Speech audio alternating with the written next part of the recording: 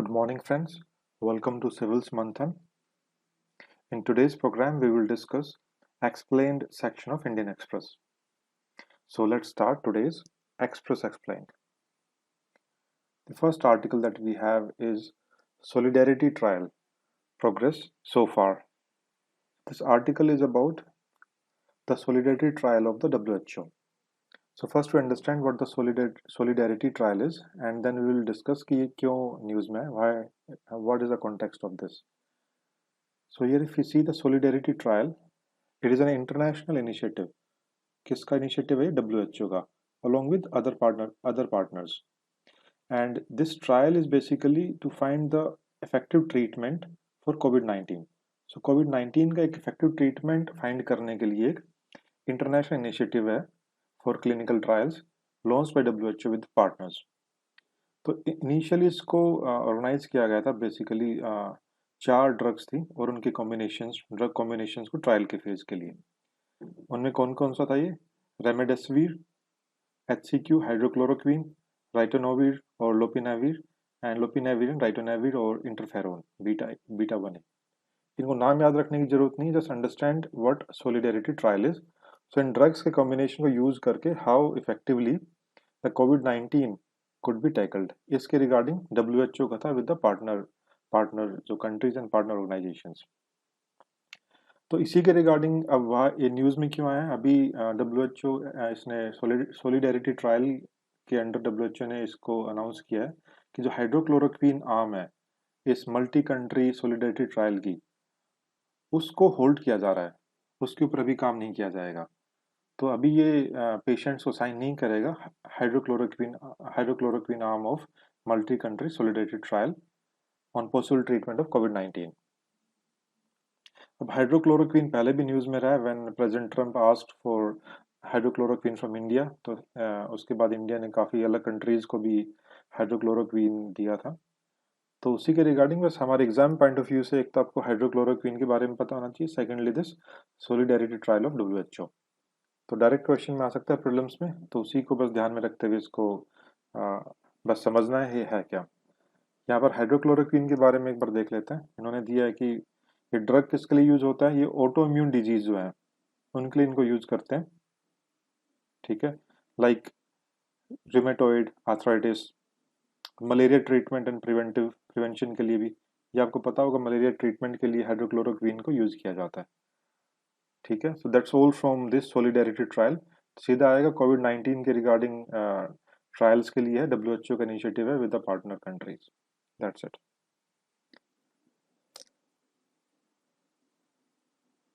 Next article is about why locusts are being sighted in urban areas. तो अभी locust swarms हैं वो अभी देखे गए हैं। They started from say African, from the what you can say West African part, sorry East African part, Horn of Africa, Ethiopia, यहाँ से start हुए, ईरान, पाकिस्तान, यहाँ से ये थे। Then they have recently come to India, Rajasthan से होते हुए even they have reach to MP and कुछ इसके पार्ट जो महाराष्ट्र में भी गए हैं। तो लोकस्ट है क्या? लोकस्ट को बेसिकली टिड्डियां बोलते हैं हिंदी में, जो है क्या टिड्डियां हैं, टिड्डियां हैं ये। तो टिड्डियों का एक झुंड होता है, दैट इज स्वॉर्म। तो लोकस्ट स्वॉर्म को भी अर्बन एरियाज में भी साइट किया है। ये बहुत ही अनयूजुअल है, पहले कभी अर्बन एरियाज में इनको साइट नहीं किया गया था। तो उसी के रिगार्डिंग और कैसे क्रॉप्स के लिए हार्मफुल है, तो उसके रिगार्डिंग थोड़ा डिस्कशन है ये।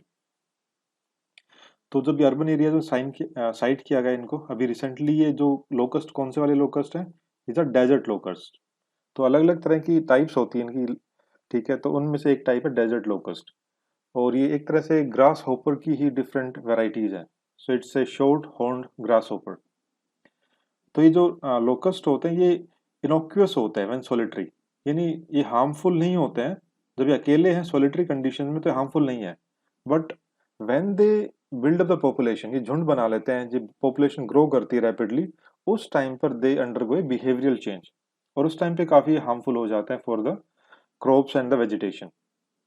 So when they enter the gregarious phase by forming huge swarms that can travel up to 150 kilometre per day, एक दिन में 150 किलोमीटर ट्रैवल कर जाता है, because they take help of the wind, हवा की विंड मोमेंट की हेल्प की वजह से काफ़ी फास्ट रैपिडली मूव करते हैं. And these insect they feed on various kind of the crops and they can threaten the food security of our country as well. Of any of the country, even Pakistan, African countries में अभी भी काफ़ी issues problems है regarding food security locust swarm की वजह से. अब India में ही आए तो देखते हैं इसका क्या रहता है.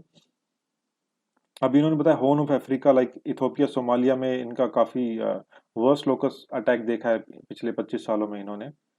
सो अभी बता रहा जनरली जो है इन लोकस्ट को साइट किया जाता है during July and October India के अंदर. तो अभी इस बार ये आ गए मई के अंदर. तो चेंज क्यों हुआ है? और ये जुलाई से अक्टूबर के बीच में पाकिस्तान बॉर्डर के थ्रू आते हैं और यहाँ पर इंडिया में एंटर करते हैं. लास्ट ईयर बता रहे कि वेस्टर्न राजस्थान और नदर्न गुजरात में स्वाम्स आए थे और उन्होंने काफ़ी रबी की फसलों को नुकसान पहुंचाया था. और ये जो है फर्स्ट स्वाम है रिपोर्टेड इंडिया सिंस 1997. 90s में जो ये काफ़ी स्ट्रॉन्ग इनका अटैक हुआ था 97 का था. उसके बाद अब मेनली अभी इनको देखा गया. एक इसके लिए लोकस्ट वार्निंग ऑर्गेनाइजेशन इसको ध्यान में रखना है. ठीक है, क्या है लोकस्ट वार्निंग ऑर्गेनाइजेशन. इसके कुछ सेंटर्स हैं. एक कहाँ पर ये एग्रीकल्चर मिनिस्ट्री के अंदर है लोकस्ट वार्निंग ऑर्गेनाइजेशन. तो राजस्थान में जो सेंटर्स हैं जैसलमेर अगर आपको पता होगा इधर बॉर्डर के ऊपर पड़ता है इंडिया पाकिस्तान उधर ही. तो इसलिए वहाँ पर इनके वार्निंग सेंटर्स हैं ठीक वहीं से वो एंट्री करते हैं.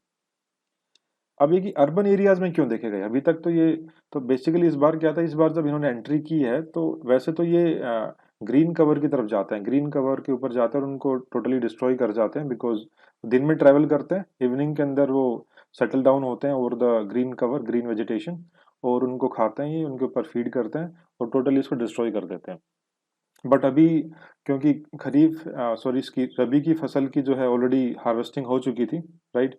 तो अभी कुछ ग्रीन कवर बचा ही नहीं था. फसल कट चुकी थी बेची जा चुकी थी तो अभी ग्रीन कवर था नहीं. सो इसलिए इनको वहां पर खाना मिला नहीं on the on the eastern part of the on the western part of the Rajasthan. तो ये फिर ईस्ट की तरफ ईस्ट राजस्थान की तरफ ये मूव कर गए टुवर्ड्स जयपुर. और कुछ ये मध्य प्रदेश में भी देखे गए हैं इनके कुछ जो पार्ट हैं. इवन यूपी में भी बताया गया कि कुछ जगह देखे गए पाए गए इनको. तो अलग अलग जगह ये और इवन एक इनका part that further fragmented to the Maharashtra. तो अभी इस बार ड्राई कंडीशन मिली इनको और एक kept on continuing moving towards east for green vegetation and food and shelter. अब ये उसके बाद बता रहे हैं कि उसके बाद ये मैच्योर करेंगे जैसे जैसे कंडीशन ये स्प्रिंग अभी मॉनसून आएगा. मॉनसून के बाद कंडीशन इनके लिए फेवरेबल होगी बिकॉज डैम्ड कंडीशन जो है ह्यूमिड कंडीशंस में ये बहुत फेवरेबल होता है. दे further go for the breeding और उस टाइम पे ह्यूज पॉपुलेशन इनकी इंक्रीज करती है. अब इस बार ये जल्दी क्यों आए? जनरली वैसे जुलाई से अक्टूबर में आते हैं. इस बार ये मई में कैसे आ गए? इसके पीछे क्या रीजन ये यहाँ पर इन्होंने बताया कि साइक्लोनिक स्टॉर्म्स आए थे मैकेनू एंड लूबन. कहाँ पर थे ये? ओमान एंड यमन में रिस्पेक्टिवली. मैकेनू इन ओमान एंड लूबन इन यमन. तो इन साइक्लोनिक स्टॉर्म्स की वजह से वहाँ पर कुछ लेक्स वगैरह बन गई. वैसे डेजर्ट ट्रैक्ट्स होता है वहां पर लेकिन कुछ लेक्स बन गई वहां पर. तो ह्यूमिड कंडीशंस डेवलप होगी एंड इसने क्या एक ब्रीडिंग ग्राउंड प्रोवाइड किया टू द लोकस्ट.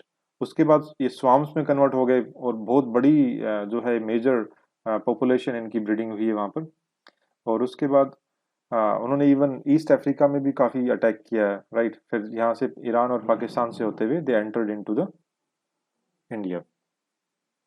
इंडिया में क्या इनका रिस्क है? भाई इन्होंने बताया कि क्रॉप डैमेज फूड सिक्योरिटी ये पूरी खेत के खेत को सभी पूरी तरह से ये इसको डैमेज कर देते हैं. बट इस बार लकीली अभी ऑलरेडी कटाई हो चुकी थी हार्वेस्टिंग हो चुकी थी तो अभी इतना अभी लॉस नहीं हुआ है.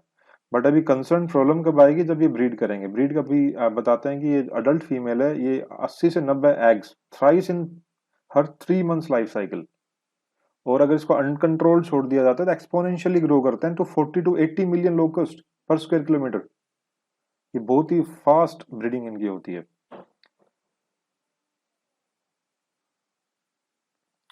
फिर ये बता रहे हैं कि अभी जो ड्रोन्स की हेल्प से स्प्रे भी यूज किया जाएगा पेस्टिसाइड स्प्रे वगैरह इन स्वॉर्म्स के कंट्रोल के लिए. तो अभी प्रॉब्लम जनरेट होगी आने वाले टाइम में when the monsoon season starts और इनके लिए एक ब्रीडिंग एनवायरनमेंट स्टार्ट हो जाएगा. उसके टाइम पे ग्रो करेंगे और it may they may very severely hamper our kharif crop production as well. तो इसी के रिगार्डिंग आर्टिकल था। तो कुछ चीज़ें आपको ध्यान में रखनी लोकस्ट के बारे में कि वैसे सोलिटरी जो होते हैं वैसे अकेले जो है इनोक्यूअस है, हार्मफुल नहीं होते हैं, लेकिन व्हेन ब्रीडिंग जब होती है इनकी बहुत स्वार्म्स बन जाते हैं, राइट, बहुत बड़ी ये झुंड बन जाता है, then they are very harmful. तो कुछ इसके बारे में था। That's all from this locust. इस तरह से देखने में होता है, आप देख सकते हैं कि इस तरह से ये इनका झुंड है ये, ठीक है। So that's all for, so these are two articles from today's explained section. That's all. And if you like this video, you can ask your questions on the Telegram group. That is, link is given below in the description box below. And we are certain civil servants who are leading this group. If you have any question, any doubts, you can ask there. We will be ready to help you out. And if you like this video, please do subscribe, share, like, and press the bell icon. Thank you very much.